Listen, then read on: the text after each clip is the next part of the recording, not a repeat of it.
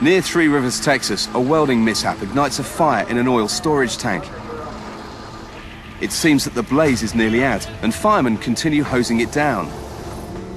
They're unaware that the water's going to cause a bigger problem.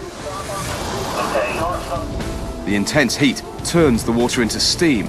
That, in turn, heats the oil even more rapidly. If the temperature exceeds 400 degrees Celsius, the tank will explode. When the critical temperature is reached, a huge blast of heat spreads out.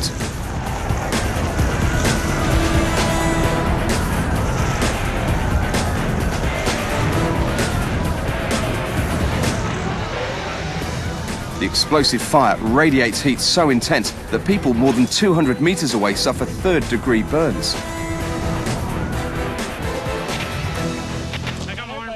Breathless bystanders who escape the searing heat are certain there must be serious injuries.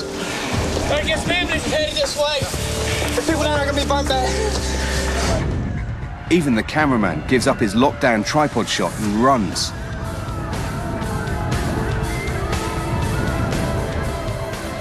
The wave of heat and scalding steam singes people in seconds, sending them running for their lives.